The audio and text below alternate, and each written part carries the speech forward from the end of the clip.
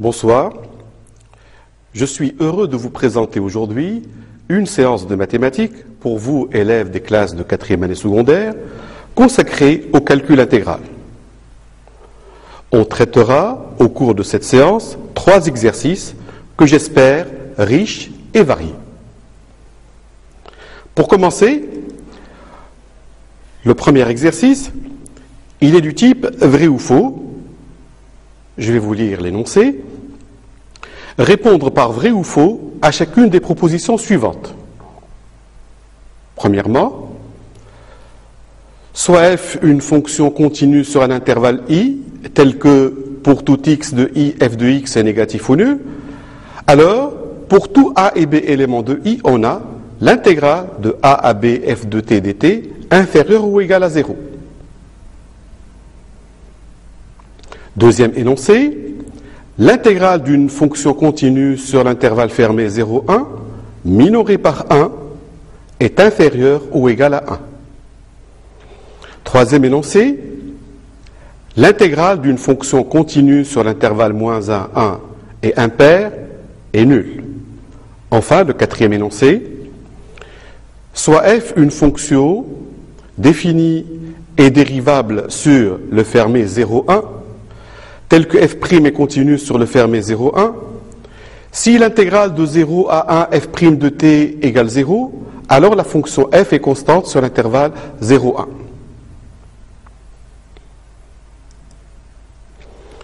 1. Pour ce type d'exercice, la justification peut ne pas être exigée. Toutefois, il est bon d'avoir en tête les résultats, propriétés du cours et théorèmes pour déceler la justesse ou l'aberration d'un énoncé. Ainsi, dans l'énoncé numéro 1, on nous dit que soit f une fonction continue sur un intervalle i, tel que pour tout x de i, f de x est négatif ou nul. Alors, pour tout a et b éléments de i, on a l'intégrale de a à b f de t dt est inférieure ou égale à 0. J'espère que vous avez coché la case faux pour cet énoncé. Remarque, cette proposition n'est vraie que si A est inférieur ou égal à B. Et d'ailleurs, chaque fois que l'on intègre une inégalité, il faut faire attention aux bornes. Dans le cas particulier où les bornes A et B s'expriment en fonction d'une variable ou d'un paramètre, il faut distinguer les cas où A est inférieur ou égal à B ou A strictement supérieur à B, quitte à faire une discussion.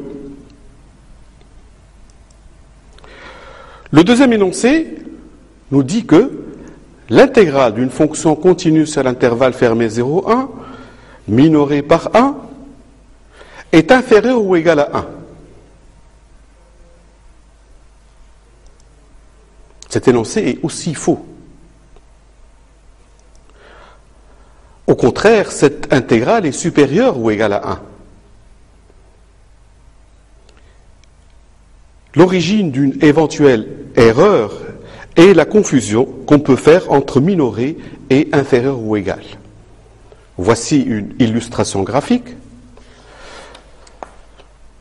On considère une fonction f définie continue sur l'intervalle 0, 1 minorée par 1. L'intégrale de cette fonction entre 0 et 1 est supérieur à l'aire du rectangle que vous voyez qui lui est aussi supérieur à 1.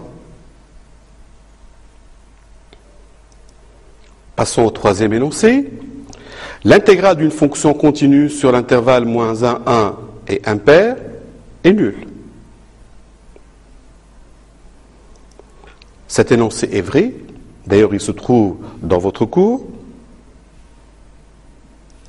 En voici une illustration. Vous avez une fonction représentée dans un repère orthogonal et l'intégrale est nulle.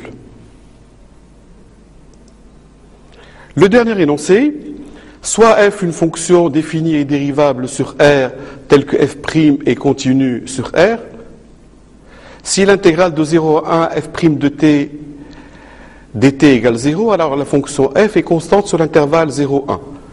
Vous voyez ici, le symbole R n'est pas apparu sur l'écran, ici défini et continu sur R.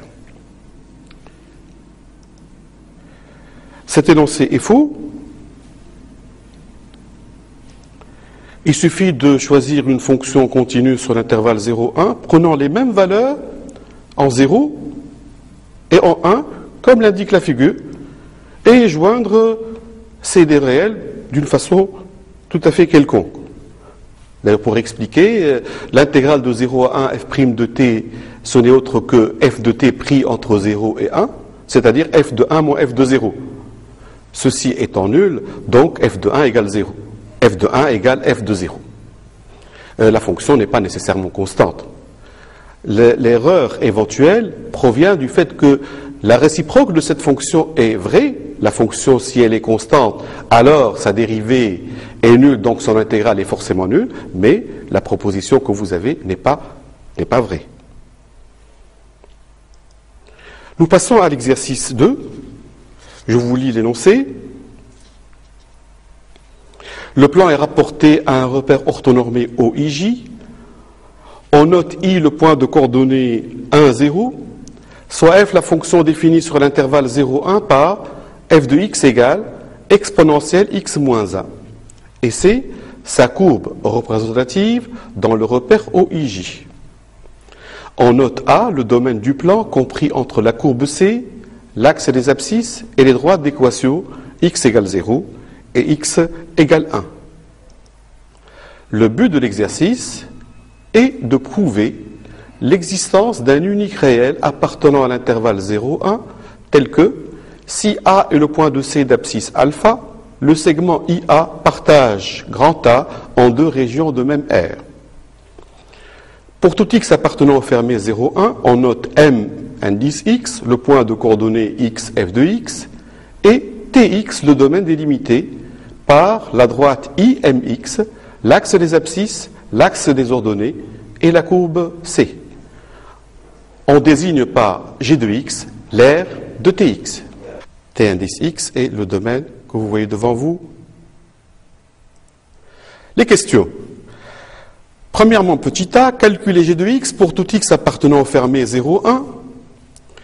Étudier les variations de la fonction G sur l'intervalle 0,1.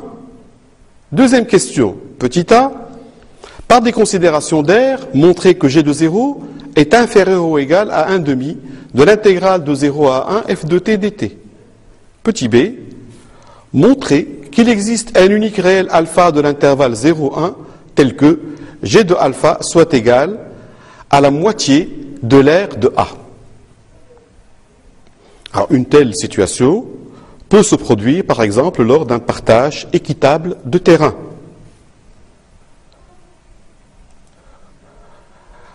Voyons la solution de cet exercice. Première question, petit a. Calculer G de x pour tout x appartenant à 0,1. Donc, il s'agit de déterminer l'aire de ce domaine. Vous constatez avec moi que G de x n'est autre que l'aire de cette partie plus l'aire de cette deuxième partie. L'aire de cette première partie n'est autre que l'intégrale de 0 à x f de t dt. Cette deuxième partie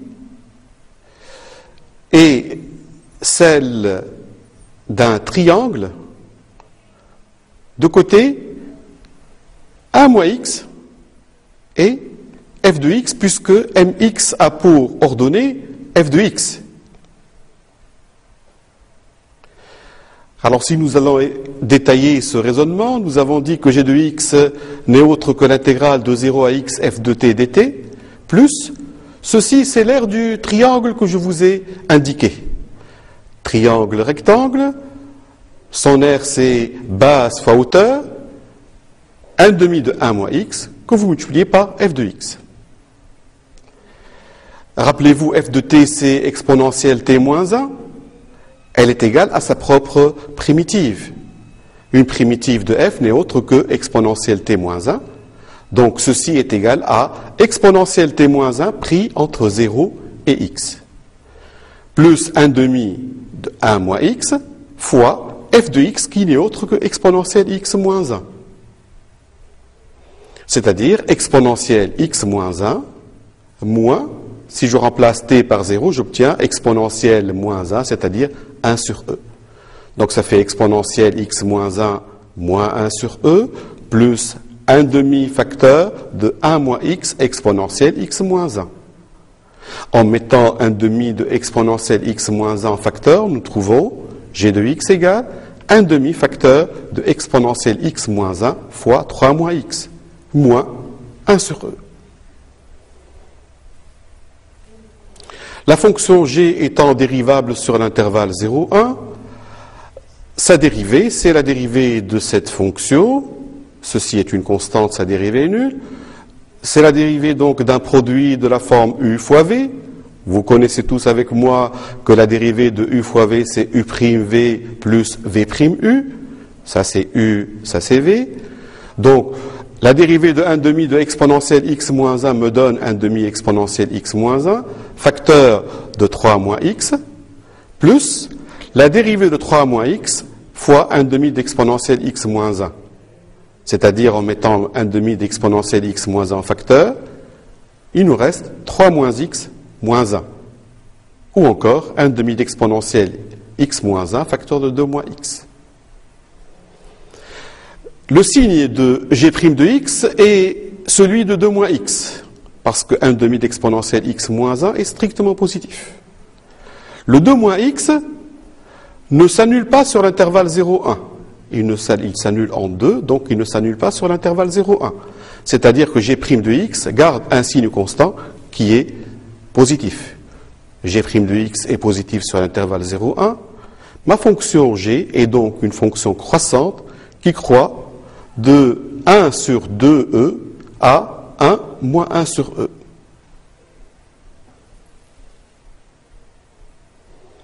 Deuxièmement, petit a, par des considérations d'air, montrer que g de 0 est inférieur ou égal à 1 demi l'intégrale de 0 à 1 f de t dt. Alors visualisons g de 0. G de 0, ce n'est autre que l'aire de ce triangle. De côté, 1 et 1 sur e. Cette aire, c'est la moitié de celle d'un rectangle. De côté, 1 et 1 sur e. Ce rectangle, l'aire de ce rectangle est le double de celui-ci, qui est inférieur à l'aire de 0 à 1 f de t dt. C'est-à-dire que l'intégrale de 0 à 1 f de t dt en unité d'aire représente l'aire de la partie du plan limitée par la courbe C et les droites d'équation y égale 0, x égale 0 et x égale 1. Cette fonction est minorée sur l'intervalle 0,1 par 1 sur e, l'aire du rectangle. Donc, l'intégrale de 0 à 1 f de t dt est supérieure à 1 sur e. La moitié de cette aire est supérieure à 1 demi de e, qui n'est autre que g de 0. Par suite, g de 0 est inférieur ou égal à 1 demi de l'intégrale de 0 à 1 f de t dt. Deuxièmement, petit b, montrer qu'il existe un unique réel alpha de l'intervalle 0,1 tel que g de alpha soit égal à la moitié de l'aire de A. On remarque que g de 1 égale l'intégrale de 0 à 1 f de t dt. C'est l'aire de la partie du plan limitée par la courbe de f, l'axe des abscisses et les droites d'équation x égale 0, x égale 1. La fonction g étant continue et strictement croissante sur 0,1, donc elle réalise une bijection de 0,1 sur g de 0, g de 1. Alors je dois montrer maintenant que 1 demi de l'intégrale de 0 à 1 f de t dt est comprise entre ces deux valeurs, c'est-à-dire g de 0 et g de 1. J'ai déjà montré que g de 0 est inférieur à 1 demi de l'intégrale de 0 à 1 f de t dt. C'est un nombre positif, il est inférieur à l'intégrale de 0 à 1 f de t dt. J'ai prouvé donc que 1 demi de l'intégrale de 0 à 1 f de t dt est compris entre g de 0 et g de 1. Le théorème de la bijection me confirme qu'il existe sûrement un réel alpha appartenant à l'intervalle 0,1 dont l'image est égale à 1 demi de l'intégrale de 0 à 1 f de t dt. Cette valeur de alpha partage donc mon terrain en deux aires, en deux parties de même aire. Nous passons maintenant à l'exercice numéro 3, qui traite donc d'une suite d'intégrales et d'une fonction définie par une intégrale. Cette dernière partie est plutôt réservée aux élèves des classes de 4e année sciences expérimentales et mathématiques. Je vous lis l'énoncé.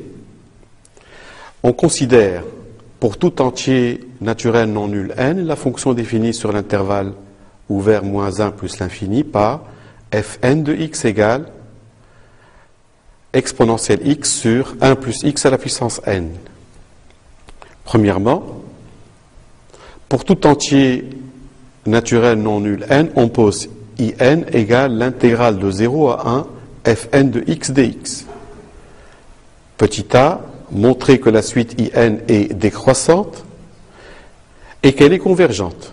Petit b, montrer que pour tout n appartenant à n étoiles, on a in égale n in plus 1 moins 1 plus e sur 2 puissance n. En déduire limite de in. Deuxièmement, soit grand f la fonction définie sur le fermé 1 plus l'infini par grand f de x égale l'intégrale de 0 à 2 logarithme népérien de x exponentielle t sur 1 plus t dt. On désigne par gamma sa courbe représentative dans un plan rapporté à un repère orthonormé OIJ. Petit a, vérifier que pour tout t appartenant à l'intervalle 0 plus l'infini, on a exponentielle t supérieure ou égale à 1 plus t, et que grand f de x supérieur ou égal à 2 logarithmes népériens de x. Petit b, en déduire limite de grand f de x quand x tend vers plus l'infini. Troisièmement, petit a, montrer que grand f est dérivable sur le fermé 1 plus l'infini et calculer f' de x.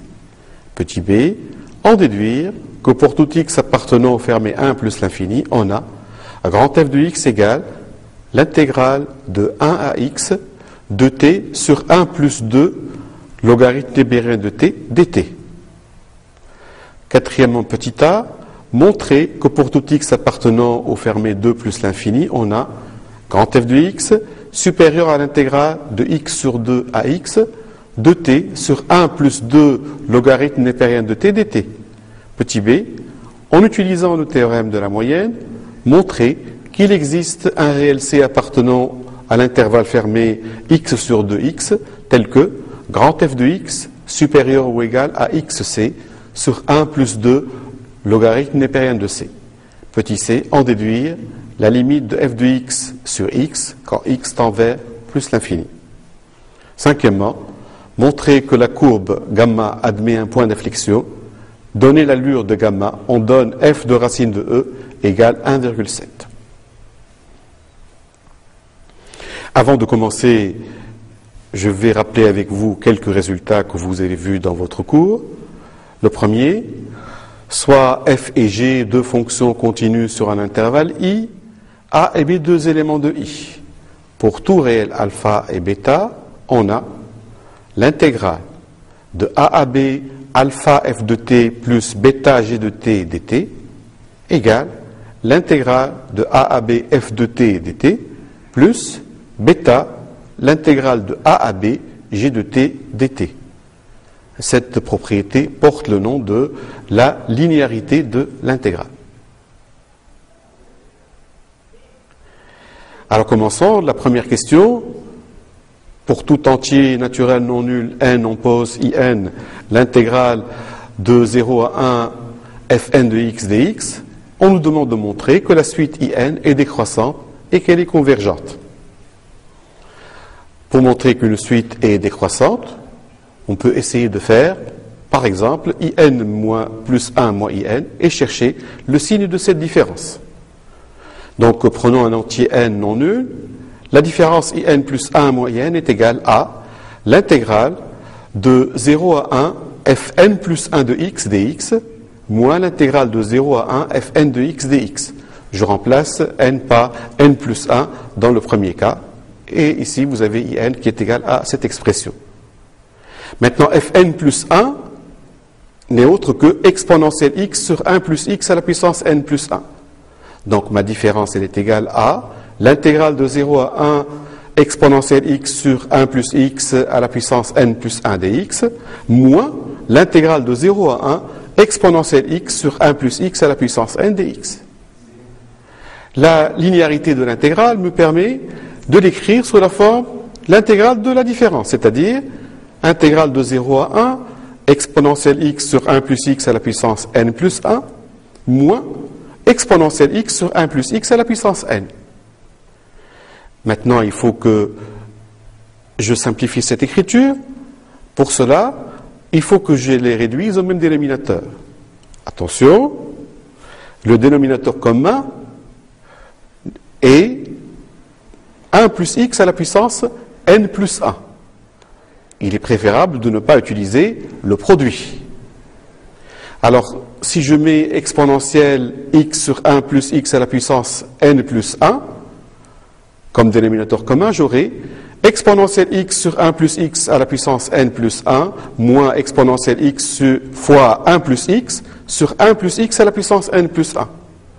En mettant exponentielle x sur 1 plus x à la puissance n en facteur, qu'est-ce qu'il me reste? Il me reste le facteur 1 sur 1 plus x moins 1.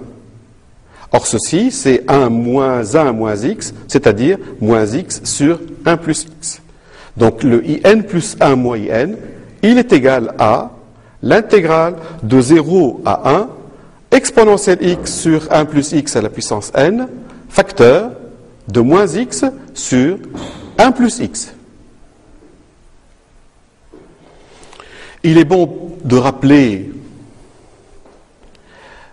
ce théorème, soit f une fonction continue et positive sur un intervalle fermé a, b, alors l'intégrale de a à b, f de t dt est positive ou nulle. N'oubliez pas, il faut que ce soit sur un intervalle fermé a, b. Cette propriété porte le nom de la positivité de l'intégrale. Nous revenons à notre exercice. La fonction de tout à l'heure n'était autre que la fonction qui à x associe exponentielle x sur 1 plus x puissance n fois moins x sur 1 plus x. Son signe, le signe de cette expression est strictement positif. 1 plus x est positif, donc il ne reste que le moins x. Donc le produit, il est négatif ou nul. Donc la fonction est continue et négative sur l'intervalle 0,1. Donc son intégrale sur l'intervalle 0,1 est négative ou nulle. Donc la suite in est décroissante. D'autre part, la fonction exponentielle x sur 1 plus x à la puissance n est positive sur l'intervalle 0,1, donc la suite in est minorée par 0. Une suite qui est décroissante et minorée est convergente. Donc, on peut affirmer que la suite in est convergente. Il est bon aussi de rappeler le théorème suivant. Soit f et g, deux fonctions dérivables sur un intervalle fermé AB, et telles que leurs dérivées sont continues sur le fermé AB, alors l'intégrale de a à b f de t g' de t dt égale à f de t fois g de t pris entre a et b, moins l'intégrale de a à b f' de t g de t dt. Ce théorème, vous le connaissez tous, il porte le nom donc d'intégration par partie. C'est une conséquence directe donc du théorème de f fois g, sa dérivée, elle est égale à f'g plus fg'. Donc on me demande de montrer dans la question petit b que pour tout n de n étoiles, on a in égale n fois n in plus 1 moins 1 plus e sur 2 à la puissance n. Donc soit n un entier non nul, effectuant une intégration par partie. Pour cela, on va poser u de x égale 1 sur 1 plus x puissance n, et v' de x, l'autre facteur, c'est-à-dire exponentielle x. Nous allons dériver le u de x, sa dérivée, celui-là on peut l'écrire 1 plus x à la puissance moins n, donc sa dérivée ce n'est autre que moins n, 1 plus x à la puissance moins n moins 1, ou encore, on peut l'écrire sous cette forme, moins n sur 1 plus x à la puissance n plus 1. Et v' de x étant égal à exponentielle x, v de x, ce n'est autre qu'exponentielle x. Le théorème de l'intégration par partie nous dit que IN, ce n'est autre que exponentielle x fois 1 plus x à la puissance n, le produit que vous avez trouvé entre 0 et 1, moins l'intégrale de 0 à 1, moins n exponentielle x sur 1 plus x puissance n plus 1 dx. Ici, je remplace x par 1, ceci me donne e sur 1 plus 1, 2, donc 2e sur 2 puissance n. Pour x égale 0, j'obtiens e puissance 0 égale à 1. 1 sur 1 puissance n, donc ça fait 1. Cette intégrale-ci, j'ai un moins n qui ne dépend pas de x, donc c'est un réel que je peux faire sortir. Moins n et moins 1, donc ça fait moins n, plus l'intégrale de 0 à 1, plus n fois l'intégrale de 0 à 1, exponentielle x, 1 plus x puissance n plus 1. Alors vous voyez avec moi que le in, il est égal à n fois, ça c'est in plus 1, donc n in plus 1, moins 1, plus e sur 2 puissance n. En déduire limite de un. Vous voyez qu'on ne nous a pas demandé de trouver la limite tout à l'heure, c'est maintenant qu'on nous demande cette limite, c'est-à-dire que on va utiliser les deux résultats pour dire que, puisque la suite in est convergente, on va appeler L sa limite. La suite in est minorée par 0, donc le nombre L est supérieur ou égal à 0. Alors on va supposer pour l'instant que L est strictement positif. La suite de terme général in plus 1 moins e sur 2 puissance n, c'est la somme de suites convergentes. Celle-ci converge vers L, celle-ci converge vers 1 et celle-ci converge vers 0. Pourquoi? Parce que le numérateur tend vers e et le dénominateur tend vers plus l'infini. Donc le quotient tend vers 0. Donc c'est une suite convergente et sa limite n'est autre que L plus 1. Ceci on ne me demande pas d'ailleurs. Or, le in plus 1 moins e sur 2 puissance n, il est égal à n sur in plus 1. Nous avons ici une suite qui est convergente. Cette suite, quelle est sa limite? In plus 1 a la même limite que in, c'est-à-dire que cette suite converge vers L, et le L est strictement positif. N tend vers plus l'infini, le produit tend vers plus l'infini. Une suite convergente est égale à une suite qui tend vers plus l'infini, ce qui est absurde. Donc ma supposition, L strictement positif, est absurde, comme L est supérieur ou égal à 0, donc L est forcément nul. Donc je peux affirmer que la limite de la suite in est égale à 0. Nous passons à la deuxième question, petit a. Vérifier que pour tout t appartenant au fermé 0 plus l'infini, on a exponentielle t supérieure ou égale à 1 plus t, et que grand f de x supérieur à 2 fois logarithme népérien de x. Alors pour tout t x appartenant à l'intervalle fermé 1 plus l'infini, on pose grand f de x égale l'intégrale de 0 à 2 logarithme népérien de x exponentielle t sur 1 plus t dt. Pour montrer cette inégalité, on peut chercher le signe d'exponentielle t moins 1 moins t à travers les variations de la fonction g définie par g de t égale exponentielle t moins 1 moins t définie pour tout réel supérieur ou égal à 0. Alors cette fonction est dérivable sur 0 plus l'infini. Sa dérivée n'est autre qu'exponentielle t, ça fait 0, moins 1. Donc g' de t égale exponentielle t moins 1, qui est positive ou nulle. Donc g est croissante sur l'intervalle 0 plus l'infini. Ainsi, pour tout t supérieur ou égal à 0, g de t supérieur à g de 0, calculez avec moi g de 0 égale 1 moins 1, donc c'est égal à 0. C'est-à-dire que g de t est supérieur ou égal à 0. Donc exponentielle t moins 1 moins t supérieur ou égal à 0. Ou encore exponentielle t supérieur ou égal à 1 plus t pour tout t appartenant au fermé 0 plus l'infini. Alors comme x appartient plutôt au fermé 1 plus l'infini, donc 2 fois son logarithme est positif. Et la fonction que j'appelle phi, qui a t associe exponentielle t sur 1 plus t, est continue, est minorée par 1, puisque ceci, exponentielle t sur 1 plus t, il est supérieur ou égal à 1, sur l'intervalle 0 de logarithme népérien de x. Faites attention ici, il faut prouvé auparavant que ceci est un nombre qui est positif ou nul. Ces fonctions étant continues sur l'intervalle 0, 2, logarithme de x, en passant à l'intégrale, nous obtenons que l'intégrale d'exponentielle t sur 1 plus t supérieure ou égale à 1, donc ceci va me donner grand f de x est supérieur ou égal à 2 logarithmes de x. En déduire limite de grand f de x quand x tend vers plus l'infini. Nous avons montré que pour tout x supérieur ou égal à 1, f de x supérieur à 2 logarithmes népériens de x, et nous savons d'après le cours que la limite de log de x égale à plus l'infini quand x tend vers plus l'infini. Donc limite de 2 log de x est aussi égale à plus l'infini. Grand f de x est supérieur à une fonction qui tend vers plus l'infini, donc f de x ne peut tendre que vers plus l'infini. Soit f une fonction continue sur un intervalle i et a un élément de i, alors la fonction grand f définie sur i par grand f de x égale l'intégrale de a à x f de t dt et la primitive de petit f sur i qui s'annule en a. Et on a aussi grand f est dérivable sur l'intervalle i, grand f' de x égale petit f pour tout x de i. Alors la troisième question petit a, on nous demande de montrer que grand f est dérivable sur le fermé 1 plus l'infini et de calculer f' de x. La fonction phi est continue sur l'intervalle 0 plus l'infini, donc elle admet au moins une primitive sur cet intervalle.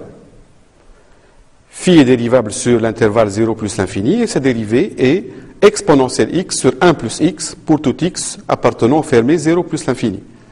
On a alors grand f de x égale phi de 2 log de x moins phi de 0. En utilisant le théorème de la composée, la dérivée va nous donner phi' en 2 log de x fois la dérivée de 2 log de x qui n'est autre que 2 sur x. Nous obtenons alors 2x sur 1 plus 2 logarithme népérien de x. Petit b, en déduire que pour tout x appartenant au fermé 1 plus l'infini, on a grand f de x égale l'intégrale de 1 à x de t sur 1 plus 2 logarithme de t dt. f de 1 égale 0, c'est l'intégrale de 1 à 1 de t sur 1 plus 2 log de t. Et comme x appartenant à l'intervalle 1 plus l'infini, grand f' de x égale 2x sur 1 plus 2 log de x. La dérivée que nous avons déjà trouvée. Alors pour tout x appartenant au fermé 1 plus l'infini, grand f de x est égal à 1, l'intégrale de 1 à x de t sur 1 plus 2 log de t dt. Montrer que pour tout x appartenant au fermé 2 plus l'infini, on a grand f de x supérieur ou égal à l'intégrale de x sur 2 à x de t sur 1 plus 2 log de t dt. Grand f de x, je peux l'écrire en utilisant la relation de Chasles, égale l'intégrale de 1 à x sur 2 de 2t 1 plus 2 log de t dt plus l'intégrale de x sur 2 à x de t sur 1 plus 2 log de t dt.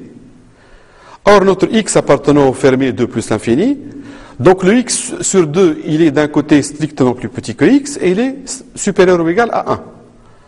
La fonction psi qui a t associe 2t sur 1 plus 2 log de t est continue et positive sur l'intervalle 1 x sur 2. Alors, son intégrale, l'intégrale de 1 à x sur 2 de t sur 1 plus 2 log de t dt est positive ou nulle. D'où l'intégrale de 1 à x de t sur 1 plus 2 log de t moins l'intégrale de x sur 2 à x de t sur 1 plus 2 log de t dt est positive ou nulle. Par suite, grand f de x, il est supérieur à l'intégrale de x sur 2 à x de t sur 1 plus 2 log de t dt. Le théorème de la moyenne nous dit que soit f une fonction continue sur un intervalle fermé AB tel que A strictement plus petit que B, alors il existe un réel C appartenant au fermé AB tel que 1 sur B moins A l'intégrale de A à B f de t dt égale f de C. La question est, en utilisant le théorème de la moyenne, montrer qu'il existe un réel C appartenant à l'intervalle fermé x sur 2x tel que f de x supérieur à x fois C sur 1 plus 2 logarithme népérien de C. La fonction psi est continue sur l'intervalle x sur 2x et en appliquant le théorème de la moyenne, nous pouvons affirmer l'existence d'un réel C appartenant à l'intervalle x sur 2x tel que psi de C égale 1 sur x moins x sur 2, l'intégrale de x sur 2 à x de t sur 1 plus 2 log de t dt. Par suite, Cette intégrale, l'intégrale de x sur 2 à x de t sur 1 plus 2 log de t dt, n'est autre que psi de c fois x sur 2. En simplifiant, nous obtenons égal x fois c sur 1 plus 2 logarithme de c. Donc notre grand f de x, il est supérieur à xc sur 1 plus 2 logarithme de c. En déduire la limite de f de x sur x, quand x tend vers plus l'infini. Notre c appartient à l'intervalle x sur 2. Alors si x tend vers plus l'infini, c tend aussi vers plus l'infini. Et la limite de c sur 1 plus 2 logarithme de c est égale à plus l'infini. Il suffit de mettre c en facteur en haut et en bas. Donc f de x supérieur à c sur 1 plus 2 log de c. Et la limite de c sur 1 plus 2 log de c quand c tend vers plus l'infini égale plus l'infini. Donc la limite de f de x sur x quand x tend vers plus l'infini, c'est égal à plus l'infini. Enfin, cinquièmement, petit a, montrer que la courbe gamma admet un point d'inflexion. Pour cela, il suffit donc de dériver la fonction phi. Sa dérivée est égale à 4 log de x moins 2 sur 1 plus 2 log de x au carré. La dérivée s'annule lorsque 4 log de x moins 2 égale 0, c'est-à-dire log de x égale 1,5 ou encore x égale racine de e. En remarquant que phi prime n'est autre que la dérivée seconde, f seconde s'annule en racine de e en changeant de signe. Donc la courbe admet le point d'abscisse racine de e comme point d'inflexion. Et pour terminer, il nous reste à donner simplement l'allure, peut-être l'équation de la tangente au point d'abscisse racine de e, y égale f' de racine de e facteur de x moins racine de e plus f de racine de e. On trouve que c'est égal à racine de e facteur de x moins racine de e plus 1,7. La courbe gamma admet au point de coordonnées I0 une demi-tangente de pente 2. Nous avons montré que la limite de grand F est égale à plus l'infini et la limite de f de x sur x égale plus l'infini. Donc la courbe gamma admet au voisinage de plus l'infini une branche parabolique de direction l'axe des ordonnées et la fonction grand F est une fonction croissante qui croît de 0 à plus l'infini. De ces informations, on peut donc donner l'allure de la fonction grand F. J'espère que cette séance a été profitable. Je vous remercie pour votre attention.